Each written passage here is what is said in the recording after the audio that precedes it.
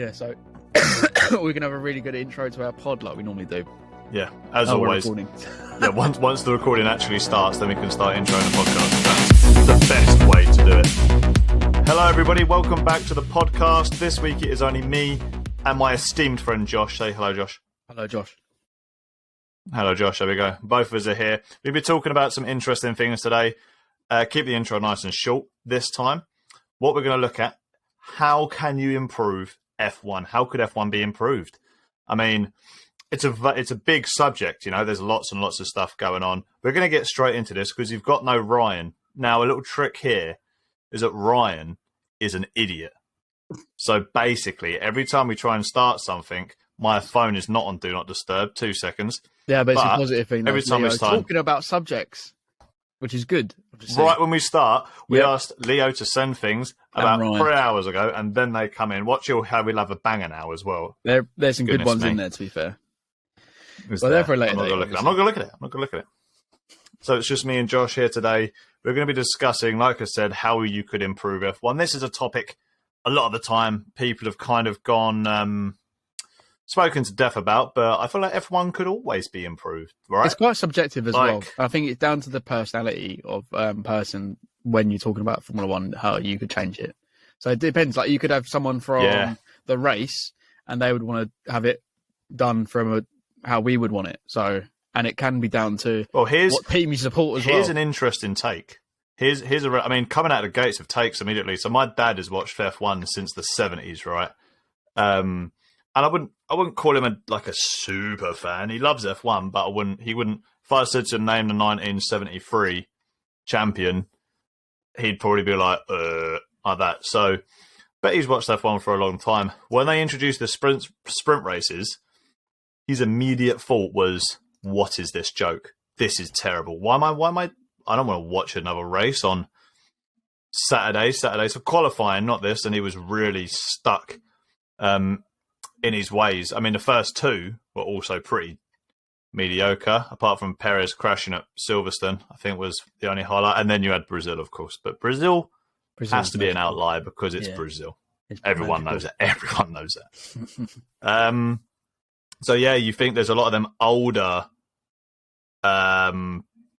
fans that really don't like that sort of change. Can you remember, Josh, because you used to watch F1 a longer time ago as well, the 1 hour qualifying and everybody just goes out and tries to set a lap.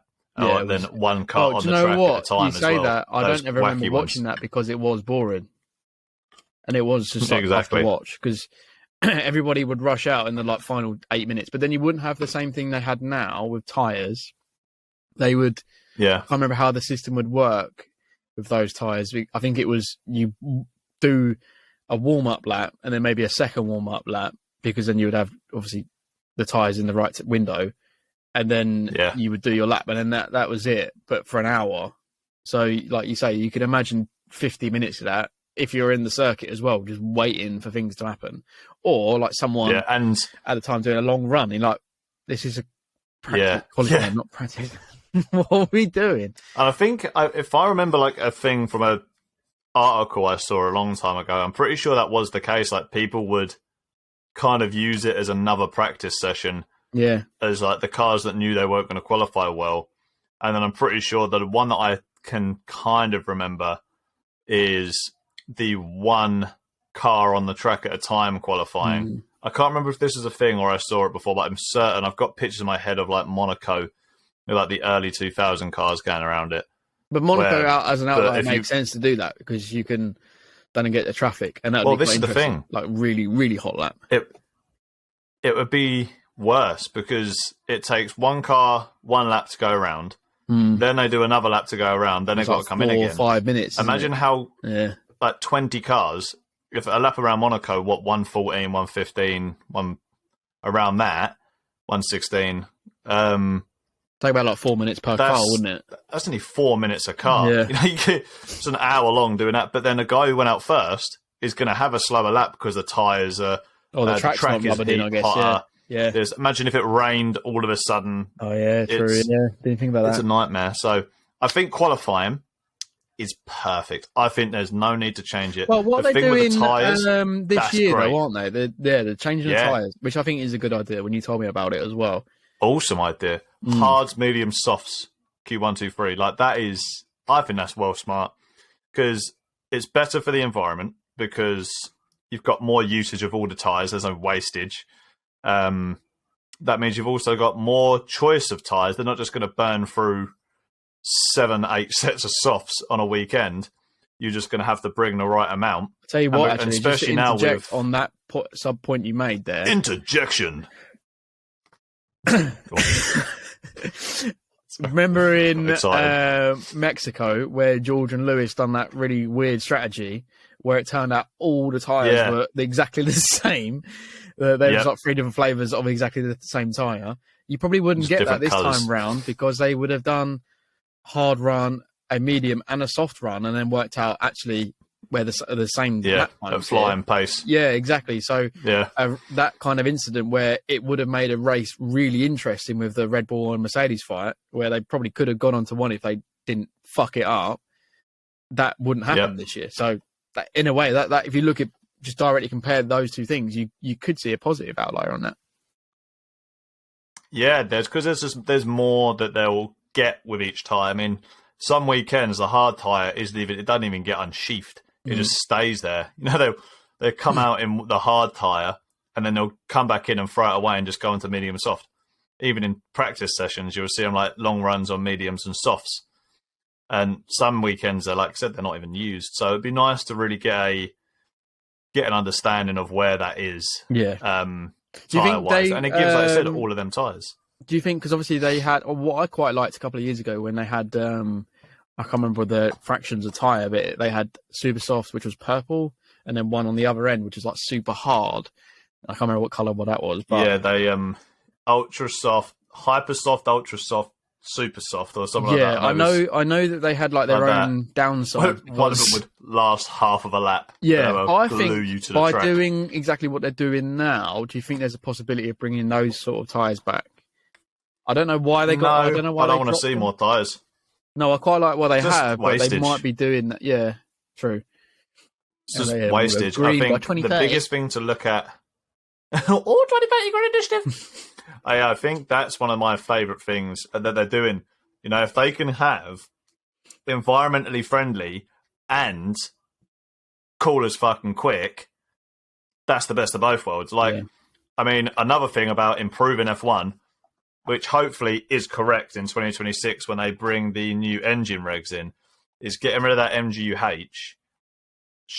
I think I hinted at this last podcast, and I've seen it a lot, it should increase the revs by like 3,000 or 4,000, which means the V6s will have a higher engine note. When you consider the V10s, I think used to like touch 19,000, and at the moment they're only touching like 11 and 12,000. So you think they're going to be pushing up to 15,000 RPM, 16,000 RPM. They're going to be able to really give it a good scream as they're going. And a V6 isn't screamy. But if you hear your car, which has a V6, sounds pretty fucking cool when it goes down a tunnel. Mm-hmm. But, you know, we've been at a track with an F1 car and they sound cool. But we saw the... I think it was the BAR. Mansell, wasn't it? Was it the B12? No, we saw that one. We saw the Mansell's one. Nigel Mansell's Williams. I've got owned by Seb. A model of it up there. That's screwed. Yeah, but it was even being used at full throttle, was it? Yeah. No. And that was a V12. We also saw the V10 and the V8 at Silverstone last year, and they all sounded mad. And like what is it called? A W16, isn't it? I think. Where it's 2 V8s or something. I can't remember what one it was, like the Lotuses, or I can't remember. But it was one of the early ones, and they all sounded awesome. And then you hear like, go, is there an F1 car coming, a modern day one? Oh yeah, there it is. Oh look, now it's making noise once it's weird, wasn't it? Because I remember that early session we watched the F3. They were actually louder than the Formula 1 cars at the end of the day. Yeah, especially when they started. Yeah, I don't know. Someone can correct me because Josh has banned me from typing on my keyboard, so I can't look. Correct. If F3 cars have V8 engines, I'm not sure. And I feel like Formula 2 might have V8s. even though they're mecha chrome and they might as well be V blow up. But indeed. So what was I saying? Fuck no. MGUH. Oh yeah, that guy has went yammering on as always. Yeah, it's classic. So yeah, that's a really good one. I think them that engine being louder, because that's the thing. You remember when you're like younger and you walk past you're going downstairs to get some milk and cookies, and your dad's watching F1. He's like, wow, wow, like that. You think, wow, that's cool. I'm going to sit and watch some of that. No, but now you don't. No, you just hear Max Verstappen just whinging. My tires are not in the window. You're like, yeah. Oh, mate, I tell you what. Honestly, another thing to improve F1. Drop Max Verstappen. Is what? Whoa, true. Nah, he can do virtual. You know, have you heard the thing about him like giving hints of him? I'm going to retire early and all this nonsense. It's like, come on, mate. No, you're not. You're in the pinnacle of motorsport. Like, you're going to retire when you're actually done. You're not going to retire when you're like 29 unless you get dropped. But you ain't going to get dropped because it's Max Verstappen, for goodness sake. I see it anyway. the other day. Yeah, I'm like, I want to go and have other racing. Keeping them on a leash would be quite good, because they're sometimes I feel like they are quite a negative for the sport. They are positive because they bring like an anti-hero, I guess, for the sport. Everyone doesn't, a lot of people don't like Mercedes because they've won so much, or they don't like Ferrari because of Michael Schumacher. Mercedes remind me of the like Empire in Star Wars. Yeah, I can why. see it. Yeah, like you know what I mean? I can see that. Yeah, you got the Rebel Alliance, which is Red Bull. But that's what Red Bull think they are, and that's what Max fans thinks they are. But sometimes they are so toxic they make even like just watching going on Twitter a bad experience, and it's just like, why? I know that Lewis has his own like strange fans online. We are Lewis fans, but we ain't those type. But sometimes they both go too far. They both go way too far, and that is a really bad thing for it. But we're talking about how it can be improved. How it can be improved is that F1 drop Twitter as a social media thing, because there's so many negative pricks out there, which is a great way of making the sport better. So that would make it a nice place to be. Everybody should just delete Twitter. And, yeah, I think so. Yeah, well, it would be a lovely place. Elon Musk, buy it, delete it, done, move on. Yeah, Elon Musk would actually be a hero if he just ridded the world of Twitter and then bought Facebook and then like nuke that and all. Get rid of all of it. But then put Twitter on Mars, and only if you have an IP address based in Mars you can use Twitter to complain about Mars. Yeah, it's a good idea actually. Yeah. Anyway, I've got an actual topic we can talk about to improve the sport. Go. My one that I really hate looking at is blue flags. Blue flags piss me off, and I think the way that they're dealt with on track day or race days can impact the racing you're watching, and obviously impact the driver's performance to get quali lap mainly. Like that can be a problem. People lose that track time because of someone dawdling, and there's no repercussion on the blue flag guy. It's only a repercussion on the guy trying to put a good lap. And then in a race, for example, if you're going for the lead, number one car doesn't get past the blue flags quick enough because maybe they catch him on like a really difficult stretch. Let's say Abu Dhabi, like the final sector, it's really difficult to pass someone there. You aren't really going to do it. And if they get a gap on you on the main straight or the pit straight, wherever it is, you're not going to get him there. So then you've got to wait until the big straight. But let's say car 2 meets him on that big straight, then they're going to get past. So I think there needs to be it's a little bit like what football is or used to have with the attacking player gets the advantage, and it should be the same thing here. But in the other way, it's like the attacker or the driver behind that deserves the place doesn't get the advantage. It sort of has to play out safely. And sometimes the driver that's holding everybody up doesn't have to give way for like 3 turns or whatever it actually is. I can't remember what it's defined by the rules, but I just don't think it's a good way of doing it, because ultimately someone impacts negatively, and sometimes it can be for quite a dramatic result, which is not great. We don't want to see that. We want to see clean racing, not someone held up by a bloody blue flag, because let's say Mazepin's completely fucked it and doesn't have to drive a Formula 1 car, just got there by luck because his dad's rich. Nice. And talented, remember. And he's talented. Yeah, sorry, Nick. You missed that bit. You missed that bit. I was just saying a name, mate. Don't come at me. I have nothing to give. No, that's it's a good point. Blue flags in a race are a lesser of two evils, or a necessary evil, whatever you want to say, where it can go both ways. Usually the guy driving past isn't affected. I find the thing that's affected are the two guys battling that are both being blue flags. So let's say Verstappen is 15 million seconds ahead of everybody, and you've got, let's say, Logan Sargent versus Wan Yu Zhou at the back of the field for this year, let's say, and they're trying to push. The Verstappen's coming past them. They get blue flagged. One of them gets blue flagged on a corner. The other one gets blue flagged on a straight. Then, because of them getting out of the way, they've then gained. Let's say Zhou is in front. He's got like a 5-second gap. So all of that hard work gone because Max was driving past you. Oh, so you're thinking about it from the other person's perspective. So I don't think it's necessarily the person. Now, the thing that I think needs to stop, because I think that is what it is. It's, it's racing. It's what it is, But I think the thing that was terrible. Who was that meant to be? I don't know. I do not know. It was just like a European racing Was driver. that meant to be maybe Massey? Just went on default. Was that Massey, potentially? No, that wasn't. No, that wasn't Massey. I can only do the District 9 imitation voice for South Africa. I can't do any others. I don't know if that's borderline racist or not. I can't work out. So I'm not even going to attempt to do that's like that Connor guy, innit, that does all the he's does very all the good. things. It's not racist because he does it well. That's the difference. Anyway, let's cut that immediately. Yeah, before we go down that goes down a bad hole. Very, very risky. So yeah, the thing that actually needs to change is qualifying blue flags. It is the most crazy and ridiculous thing that you can be going. Abu Dhabi last year, Sebastian Vettel qualifying lap, Q3.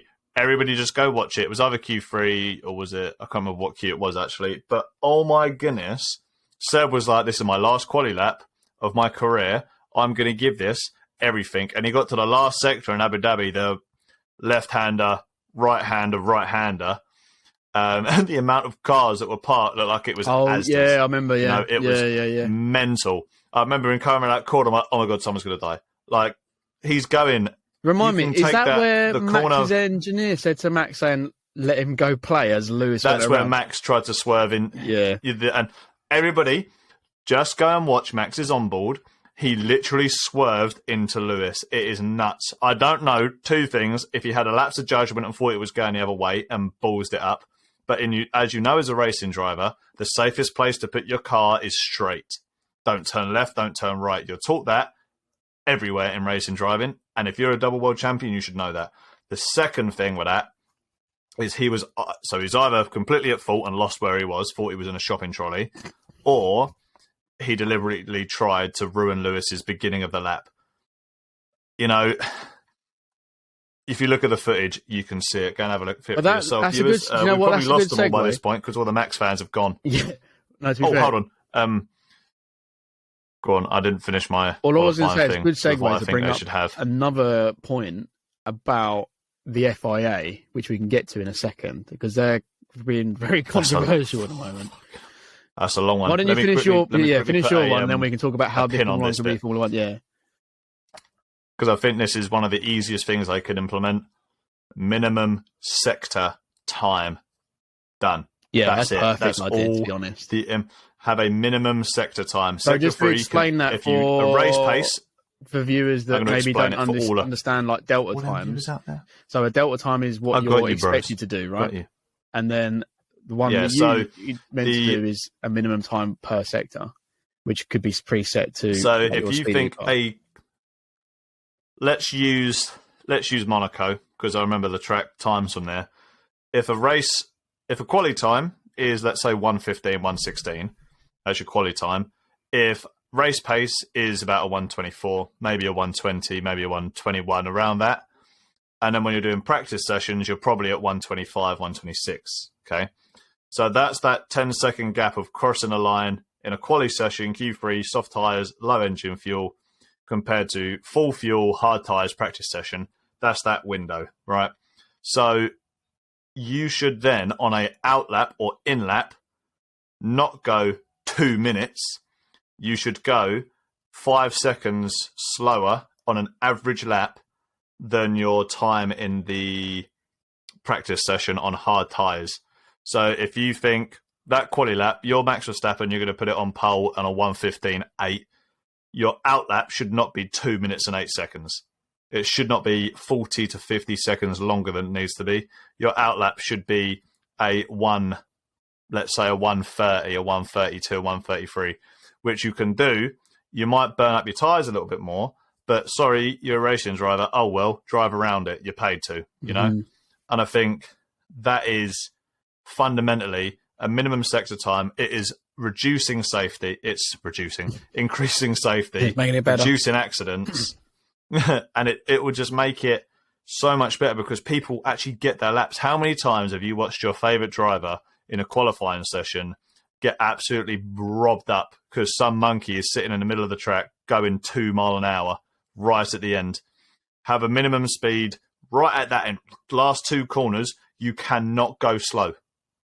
That's it. If someone's coming for a quali lap, steaming fast, and you're just in the way, move out of the way and get on with it. Don't be slow in the middle of the track because you're waiting for another slow driver because another slow driver. The rules of snaking in traffic, let's use M25. If 4 cars suddenly put their foot on the brakes, that could back up to Clackett Lane in a minute, you know, all the way down from the M23 turnoff, as an example. Speaking from a lot of experience on that one. Speaking from pain, right? That's a lot of pain. That's a year and a half of driving to Chichester. That's that exact stretch always. But that's one person puts their foot on the brakes, the next. I don't even know why that happened because I don't think I've ever seen that before. Like that bad. It's just it was unsafe because you had people finishing laps as well. So obviously they're like going around essentially parked cars, aren't they? Waiting for their go.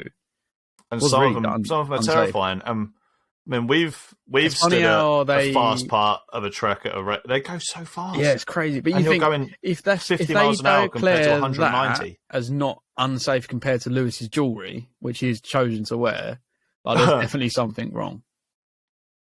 And a perfect segue to the FIA. Excellent. Well done. I'd like to hear everyone else's comments on the minimum times in qualifying specifically and maybe practice sessions, but more so qualifying. So leave some comments or tweet it, as I think we've got a Twitter, even though we just cussed Twitter down. I think we've got a Twitter. Have we got a Twitter? Yeah, we have got Twitter. But we don't use it because we're shit. Yeah, we've got Twitter. We never use it. We might get better at it if people communicate with us so we can have a conversation, but we are shit now. If you can tweet it as if you agree with that or what your own ideas are, then at BSDF1. We can use some of those. BSDF1, that is it. Mm-hmm. We have Twitter, everybody. FIA and why they're bad. 10 reasons why the FIA suck. Well, actually, no, it's how F1 can be improved. And with number one of that is getting the FIA to sort their shit out with safety rules. Because it just pisses everybody off. What are they doing? I don't understand. It's crazy, isn't it? Mm. I'm gonna mute whilst you talk a bit about this because I'm just gonna get Ben Salem's Twitter up. Because oh my, right, I'm gonna mute. Josh, sing a song for us while we wait. No, I can't do that. Yeah, so the problem with the FIA at the moment, they have what it feels like far too much power on a sport that they don't own. They only judge. And at the moment, for the last 2 years, definitely, since the wider audience from, let's say, Drive to Survive has helped bring in that audience, which are still like newbie fans or maybe even fans from the past that are coming in, they're making the sport look a bit stupid, mainly because the rules that they're setting and they're breaking and not following to the letter. And I'm not talking about Abu Dhabi a couple of years ago. I'm talking about Suzuka last year.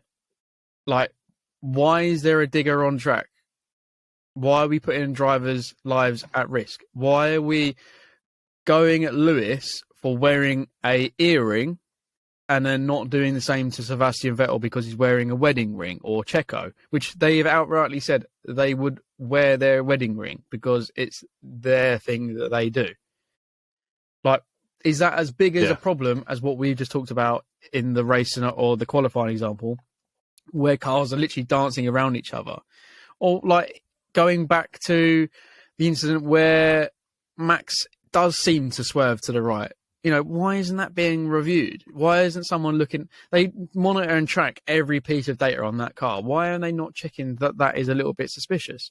Even if it isn't, they should be doing it anyway for due diligence on safety. So no one should be aiming to the right. It's exactly the same at Suzuka, might I add, to Lando Norris when he flew around the corner, and he could have been in a serious accident at that time. Like, there's silly little things that are not Singapore. No, it was Suzuka. Remember, he was kind of around the fast sector 3. It was in qualifying. Max and Lando.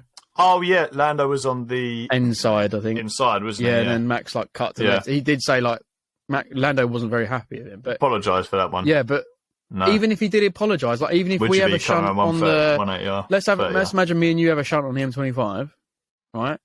We get caught on cameras. Like, yeah, we might say, don't worry about it because we're friends, etc. But the police might want to have a look at that. You know, the highway authorities might want to have a look at that, even though none of this will happen.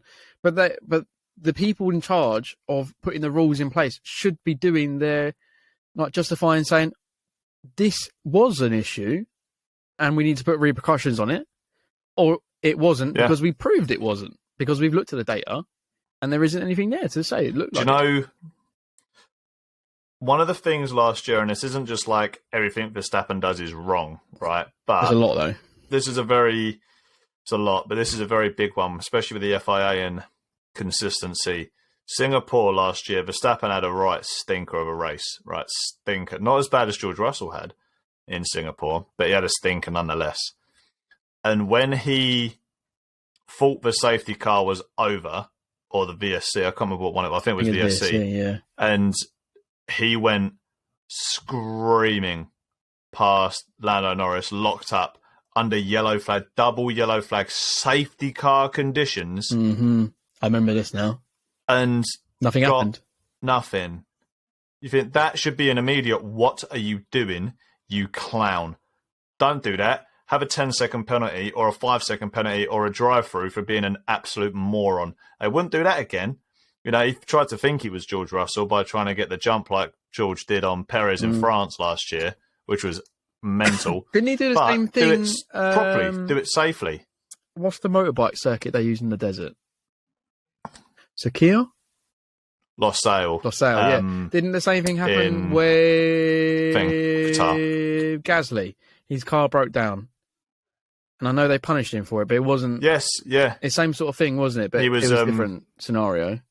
Didn't come off the throttle and saw it for ages. Yeah. You know, you could see it, didn't come off the throttle, and again, Christian Horner's like, he lifted. Yeah, he lifted 1 mile an hour slower. Nice one. But yeah, the FIA's inconsistencies, getting back on track there, with those sort of things, punishments. But yet, like you said, they will be no political comments. Don't you dare say what you believe. How dare you? You know, equal rights.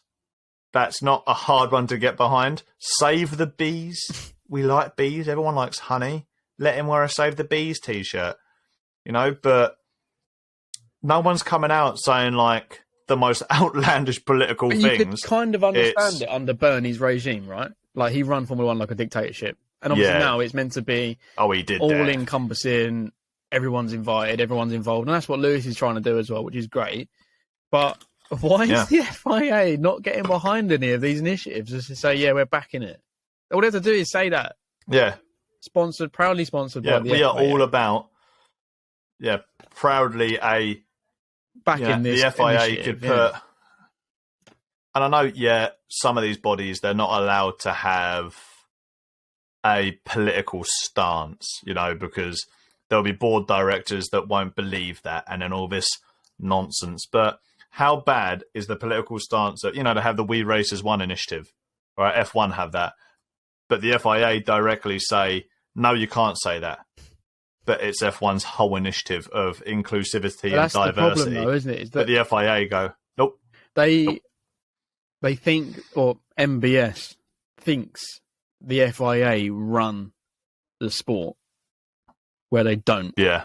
But I think MBS, good. Mate, I had to Google FIA director. I'm so sorry, but I could not spell his name for life of me. Ben, I could do that bit. But for example, what he said the other week... Incredibly narrow-minded of me. Yeah, and we're talking about We Racers 1. Terrible.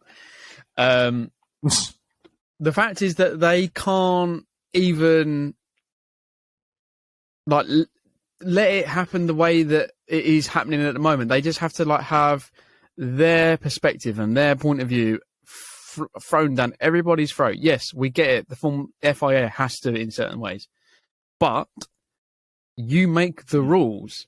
If you create something that you don't like because it's not, that's how it's meant to form, then don't put it in the rules. Change the rules so it makes sense. Don't just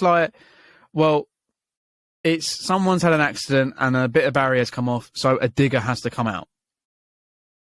All right. And the rules are they have to do one racing lap to end it. No, if it's raining this hard and there's a digger on track, red flag it. Easy. Yeah, stop immediately. Yeah, you don't have to have a 17-minute meeting to say, is this bit wet? Is this not? No, first racing lap, fifth turn in or sixth turn in, someone's had a bad accident, there's a bit of side of the wall come off, right, done, end the race, red flag it. We'll judge it in a minute. Yeah, 100%. And then they're so late to react. 2 times this year. Suzuka, Singapore, maybe even Monaco, actually, 3 times. All rain. I'll give you another one. Go on. 2018 Spa. Well, exactly. Yeah, biggest one. Biggest one. How can you let that 2018 happen? Spa, and also, what was the one where Pastor Maldonado went absolutely dive bombing? Yeah, Pastor Maldonado did it, and then Roman Grosjean also did it. Oh, I can't remember. But they went dive bombing into a load of people. That's where Maldonado took out Lewis and all these, everybody. A couple of years ago, and it was no, that was Spa. First corner of Spa happened 3 times. Yeah. And yet the track is massive, okay. But I think it was Alonso's car was I think Leclerc was sitting on top of Alonso's car, and Crofty's there going, "Here comes Sebastian!" It's like, man, safety, yellow, calm. Car is literally parked on top of someone. It was a legendary moment, yes, and it's an amazing bit of commentary. But my guy, and then once Vettel passes, then they suddenly throw out the yellow flag, and it's like, what? It's just so bizarre. But why? The 3 times that happened last year, and obviously, how like it takes that long with new fans coming in, they're not going to want to stick around and wait an hour for a race because it's rain. Like nerds like us will, because we're like, oh, we must see what's happening when they're moving their trolleys, man. That. To a nerd, that is quite fun. Like, oh my god, look, they're bringing all their a new fan is just going to switch them right off. Then don't confuse it all. Yep. Like, you're the rule makers. If it's raining, they start on this tyre. And then they change their mind 10 minutes before it started. This is Monaco last year. Why are you changing your minds? You set the rules, start it. No issues. Yep. And then they would have done 10 laps let's into make it different. And then they would have been completely fine because it would have absolutely pissed it down. But they didn't. They changed their mind, put inters on, started on inters, it got really hard. They all went to wets. Then issues happened again. But that happened at Singapore. Like, yeah, I get it. They had to do the start of the race thing where they got to do all the dancing and singing. The planes got to fly over. And I get it. There's money involved. There's people involved that need to have boxes ticked. Get that. It's a show. But why the fuck are you waiting 40 minutes when the track is completely dry? To make sure it starts an hour after. Just start doing it at half free. Somewhere. Yeah. Just start doing it half free. Don't back it to 4. Or, like you said. What are you doing? Put them all on wets, full wets. Yeah, move it. Okay, move you're going the on the fucking extremes. water off. Christ, it's not that hard. Let's drive around. Everybody goes in low fuel modes. Or not low fuel modes, high fuel. So it's like doesn't burn anything, and just rid this water. Or here's another idea: just put a load of other cars on the track, like safety cars, emergency cars, fire engines. Well, it's at Silverstone. And let them clear the water. Silverstone, you remember, don't you? That's how it works on the motorway. An hour before race, you had the McLarens, Aston Martin, and something other than that. Yeah, all the sports cars. Yeah, all the sports cars bombing it around, and then they had dust cart, like 4 dust carts per corner. Like, you don't see that happening in like dust cart race. Yeah, like send round the sports car. Like, make sure you have sports cars on there, so keep the fans entertained. So they're ripping around. If it's wet, fantastic. Put full wets on. Obviously, they're going to not go as fast, but they're going to start shifting the water anyway. But the problem is with that track, it was dry, and they waited for it to be. They obviously waited for that particular moment, bone dry, but it was bone dry, and then it made it worse because they said because it was like potentially going to rain because they waited so long. It could have happened. The same kind of rain shower that they had an hour before the race could happen during the race, and it would have red flagged it again. Which means the worst thing that happens to a race is it gets red flagged with a time limit, which is exactly the same that happened at Suzuka, because it stopped raining an hour before. And what made it worse for Suzuka, just so it carrying on a bit, is that they got caught out with the tractor, and if they went back out half an hour before that or 40 minutes before, they wouldn't have been the tractor's point. Wouldn't have been nowhere near as it. Yeah, because everyone would have been focused on the race. Someone wouldn't have seen Pierre Gasly complaining about the tractor. The tractor wouldn't have been live on Sky Sports, even though they didn't play it. And then they wouldn't have spoke for the next hour about the tractor. And then Twitter wouldn't have erupted. But that's on them. They could have made that so much easier for themselves to get the race back on the show.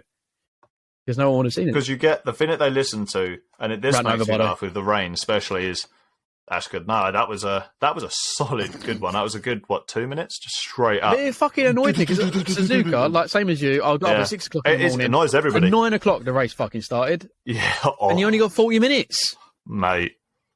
I was fuming. I was at work. I was on a weekend shift. So annoying.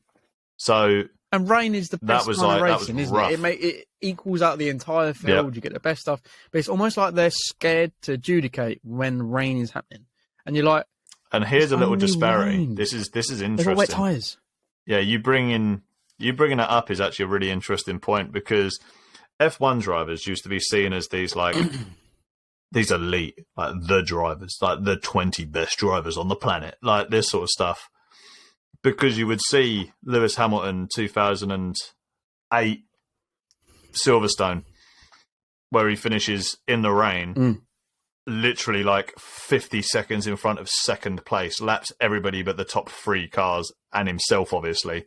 Now you think in the rain, that's crazy stuff. You look at Canada 2012, Jenson Button's last win, all longest race ever or something like that, because it was, I think it red flag. Bloody 3.5 hours long. Yeah, and it was red flag, non-red flag, non-red flag, but they were still racing, and there's all of these amazing scenarios that happen with Legend of Turkey 2020. Lewis won his championship on one of the most amazing. I can go even further back. It was a lot. It's quite dangerous though. What about I think it's 2008 race that started it started bone dry on parts of Germany, I think, or the European Grand Prix, whatever they called it back then. Yeah, European Grand Prix. All I remember, the race wasn't even red flagged, right? They picked up Lewis's car by the T-bar with him in it and then plonked it back on the track. Yeah. And then he went off again. And then I think he finished I think he finished quite low down the list because I think he had an engine problem. But there was 8 or 9 cars, or maybe 6 actually, being overdramatic, hit the wall on turn 1 and they still didn't. 2008 or 2009? Might be 2008 or 9. It's that part. Lewis had just joined. It was in that era. Yeah, he had a McLaren at that time. Yellow helmet McLaren. Yeah, but guess what? The race went on and it was epic. Yeah. And it's like, look at Monaco this year. The drivers are like, no, we can't drive in this. Spa has got a 180 mile an hour over the hill, blind, like left-hander. Yeah, maybe don't go flat out there. Like, maybe don't race at Spa when it's like that, 100%, because it's so dangerous. Why are they choosing Spa? With the new Spa, and it's all widened. Why are they choosing Spa on their well-known rainy season? Who is making that call? Yeah. Same thing for Suzuka. Yeah, I mean, a lot of it is. I know you do. A lot luck of the with weather, but Suzuka, they choose it because of where it is in their rainy season. Yeah, it's well. I mean, it's the same reason Canada. Why? You have to do Canada then, otherwise you do it later. It's full of snow. Yeah, and it's a lot of those kind of like a lot of those things. But an F1 driver is going to complain about the rain because he's disadvantaged. And then 10 minutes later, he's going to complain that he's not in a racing car because he's a racing driver. Let me go race in the rain. And then he'll get back in the car and go, no, I can't race in this. So a racing driver will always choose the path of least resistance, which is the whole idea about being a racing driver. How can I win it in the easiest way possible? Not driving in the rain. How can I win a race? By driving it. Probably want to drive then. And then this is like, so their opinions are obviously incredibly valid and should be listened to. But there's also that little thing that I think the FIA need to listen to as well. And it's like, get out there. Could you imagine, in a way, like I know Bernie wasn't in charge of the FIA, but it was like a prime example, Niki Lauda, James Hunt with Suzuka, funny enough. Was it Suzuka or Fuji? I can't remember now. But Fuji sounds familiar. Yeah, Niki Lauda's like, I ain't racing. No way. That's dangerous. James Hunt's like, well, I'm going to win a championship, so I'll race. Thank you very much. And it's like, yeah, the same sort of thing happens there. It makes the driver, do they race in the rain? You get a Rainmaster title given to you, but now we haven't seen. Verstappen is awesome in the rain, but I can't remember seeing him drive in the rain since 2016 Brazil. Yeah, I was just about to say that. And it's like, I've not seen any of. You can't see it. Lewis, Rainmaster, but you can't see it. The only one I think that I can again remember off the top of my head is Turkey 2020. And even then, it wasn't really rain, was it? And it was like spitting, wet ground. It was the track hadn't been used in like 7 to 8 years, and then rained, and it was brand new tarmac, so it was just slippery. And by that, I mean I remember the slicked immediates, where all the drivers just turned their inters into slick tires because it was quicker to do. But yeah, and in that same thing, well, poetic race as well. I remember because Sebastian overtook Perez and Leclerc, I think, on the last lap at the last corner, and it got Vettel from I think it was like 5th to like 2nd or 3rd, and so Vettel was on the podium with Lewis when his championship. Was quite poetic. I remember that. But yeah, anyway, little side tangent there.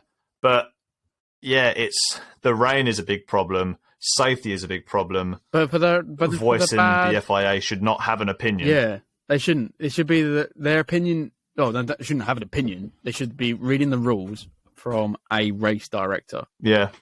Not this. I think exactly. Having two is fine, but they need to come to one agreement, which then gets transmitted to the world. Not.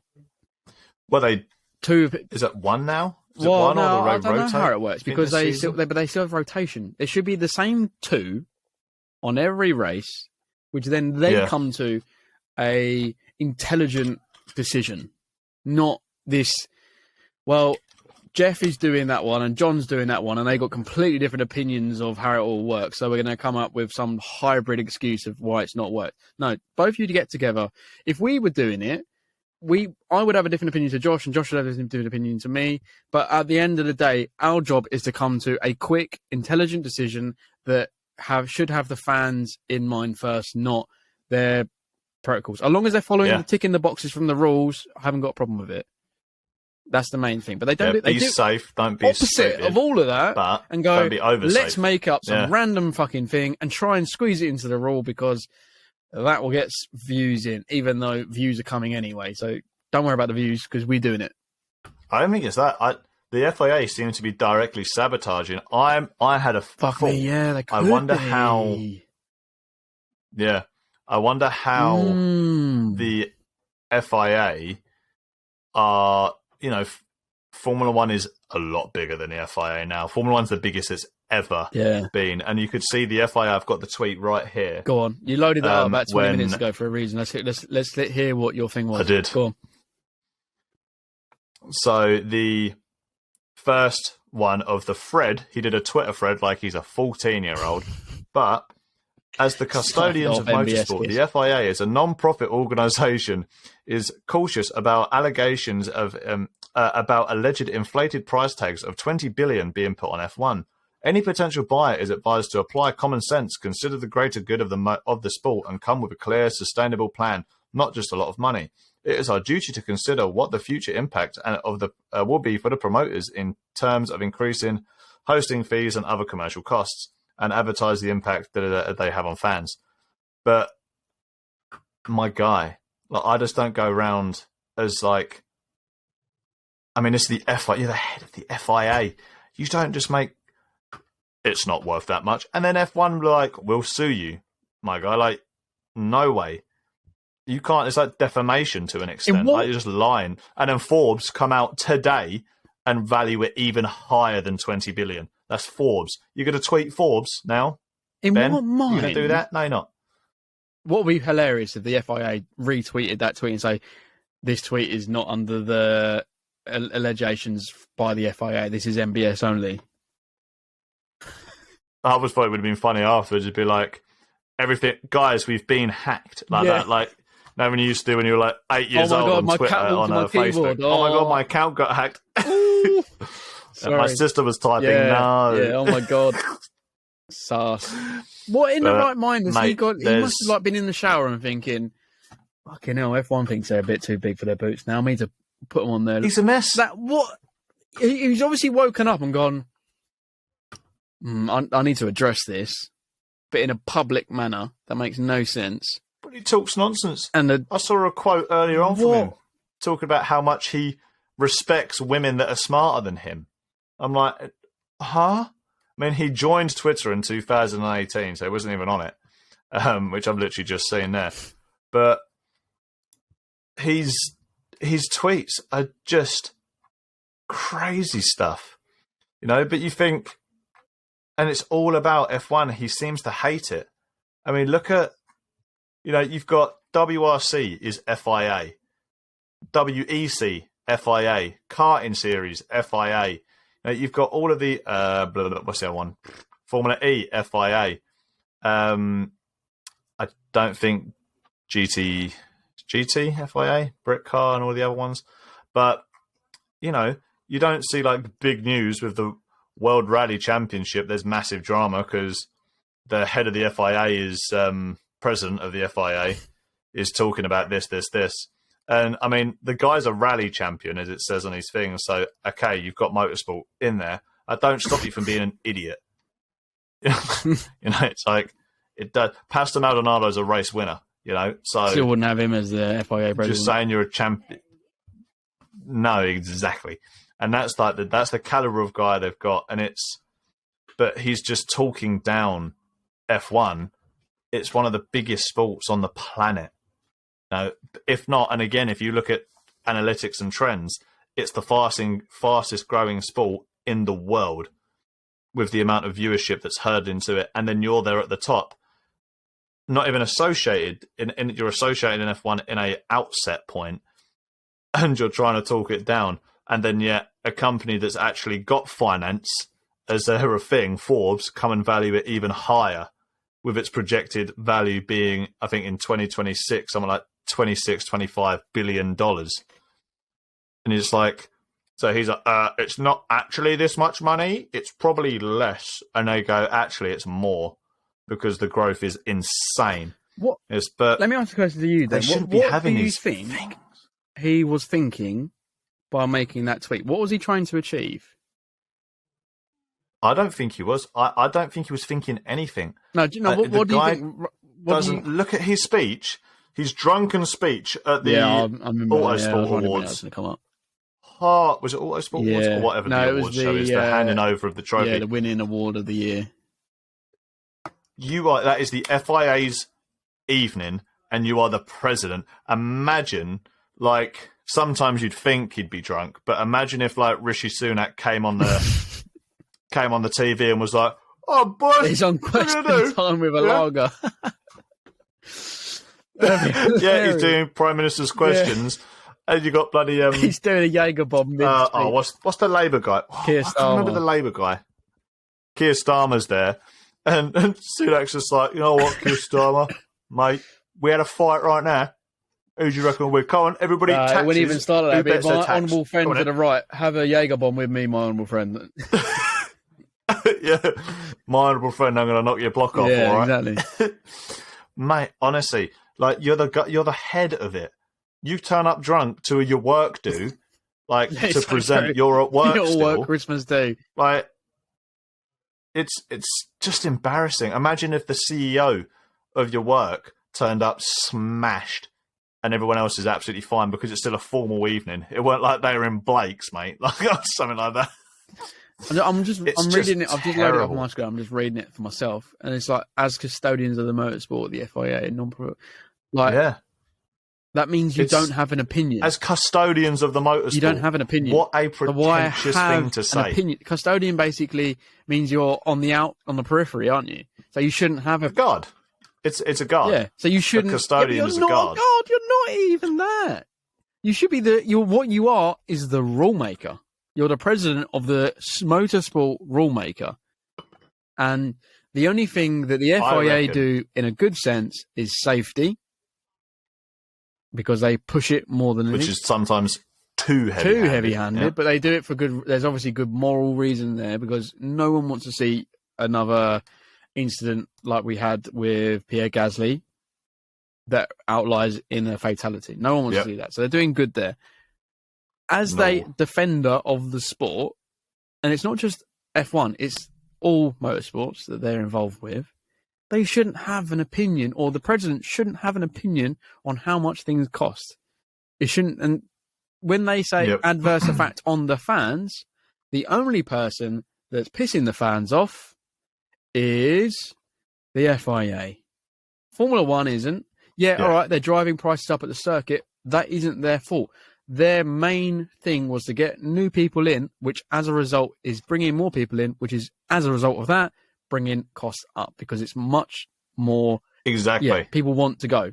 And that supply and demand. Yeah, there's supply and demand. There's fuck all supply, and there's so much demand. Symbols. But they're not doing that. Formula One's doing that. They've done the Drive to Survive series. Love it or hate it, that's boosting the profile. What's the FIA done except in the last 3 years? It's not boosted. They haven't. They've made it. They divided the fans with Max and Lewis, and if that didn't happen, there wouldn't be such a big divide. They've made some safety areas not as safe. Look at what we were talking about earlier on, and they don't have a clear structure on the rules. When he said at the start of when he started working for the FIA, his main job is to bring consistency to the rule making. Have we fucking seen that? No. And it's who we need at the top of the tree at the FIA is Jeremy Clarkson. There, I said it. Done. Move on. True. Well, if he's getting booted off Amazon Prime, like, Jeremy, you cut the corner on there. That'd be brilliant. He goes, "Yes, that's fine. Don't worry about it." Let's go. No. I want all my engines faster. Bring back V12s. Every single engine has to sound like Tom Jones on a top note.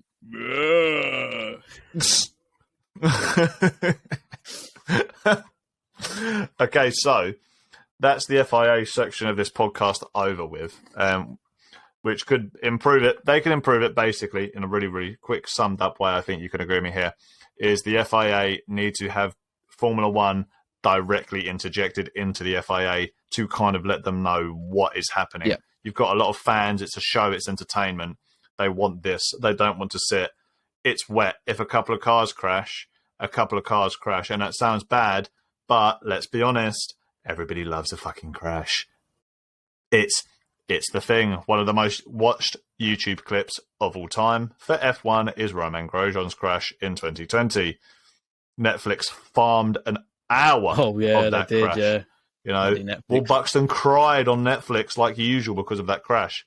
So it's people like that, you know. I mean, it's like, yes, they shouldn't be crashing. Those cars are so safe. It's mad. But stop being well overprotective about drivers that have literally a waiver. They sign a waiver, say if they crash and they get injured, they're liable. They've done it. You know, I've driven down the motorway 80 miles an hour with normal road tyres on in heaving down rain. I don't get red flagged and have to wait. My job doesn't say, don't bother coming in yet, Josh, because the FIA have said, don't leave because it's wet outside. You don't do 80 on the motorway, do you? Do 70? It's a mispronunciation of a word. Kilometres an hour. It's talking kilometres an hour. Yeah. Nice. Yeah. I know you brought it up a second ago, but the FI with the MBS comments about women, the Sky Sports article for a couple of days ago was the FIA does not reflect MBS's comments, so they're actually going against their president. That's quite funny. The president. Anyway, enough FIA talking because that's he'll be boring. Up. So here's a couple of quick ones that we're going to go through. So I think data, as you know, I enjoy data a lot. I think data is amazing. But please stop throwing it in our faces for Formula One. Have data restrictions. Data is the most powerful thing on the planet. With data, big data, comes great responsibility, right? That's not a quote. I just made that up because I'm stupid. But Spider-Man's data is well too much. Yeah, old Ben, mate. No, not Ben. Uncle Ben. Uncle Ben. But the rice maker. You know, data is so prevalent in Formula One. It's hard to ignore, but everybody knows everything, every single thing, all the time, always.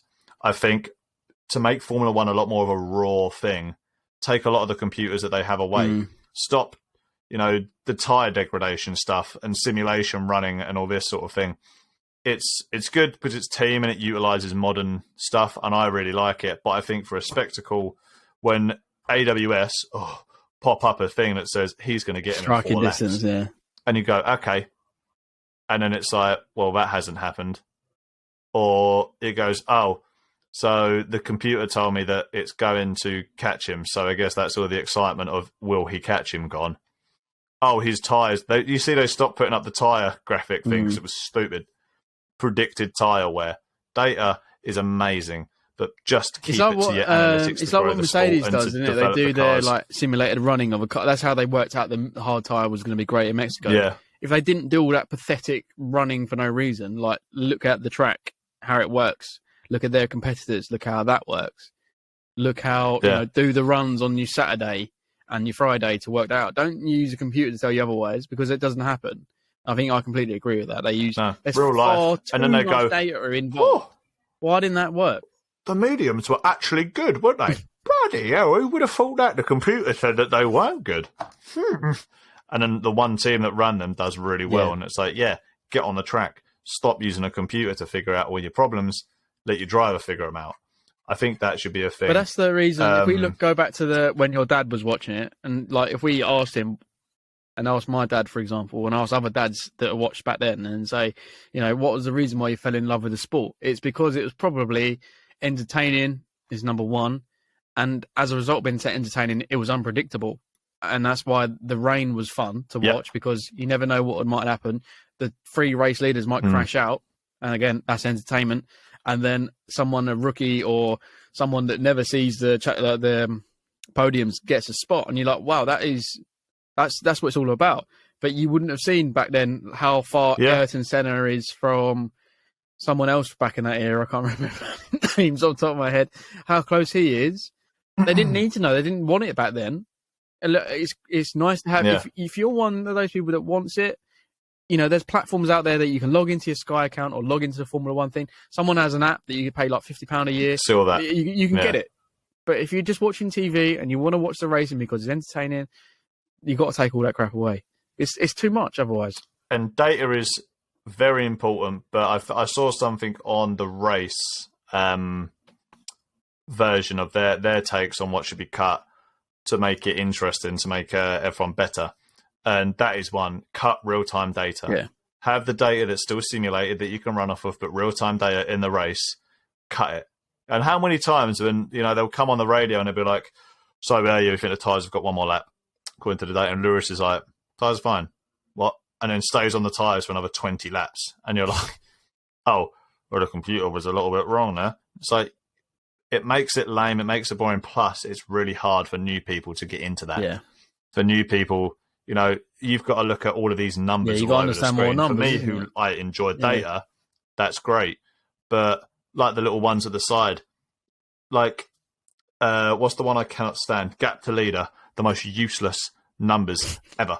It's like, I don't need to know what 8th place's gap to the leader is. I just need to know the intervals. Who 8th place is fighting for 7th place? What's that gap? So true. Stop putting like the gap to leader. It is so irrelevant. Can I finish? It only matters for the bloke in second, and you might as well just put an interval. Can I finish on one more point? Stuff. Get rid of that. And I've completely forgotten what that point was. Wait, I had it wrote down. Wrote down. Hang on, I had it wrote. Just carry on with your segue. You wrote it down as well. I wrote it down, yeah. This is going to be an excellent... I wrote it down. I'm just going to let all the listeners who are still here at the 1 hour mark... Sorry, everybody. They've waited 1 hour for here we go. Written down It was the comment. first thing I said at the very start of my notepad when we started talking, which was the team radios that we had with Christian and Toto. Even though that was negative at points, and I think for the season, I think ultimately it made it far more entertaining. And I think we learned more as an audience. Oh, yeah. And I think they should bring that back. But it should be restricted. I don't think it should be Toto and Christian. Listen to it. But I think it should be GP talking to Max. I think it should be Bono speaking to Lewis. And I know they do, but I think it should be more, and you can channel into them. I think that would be more interesting. Like, you can listen to, the top 10, and they all come up with their things.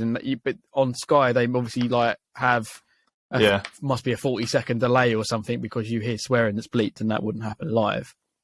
But they should have that where you can turn Why would they put it up? I don't get it. Kids watch Formula 1.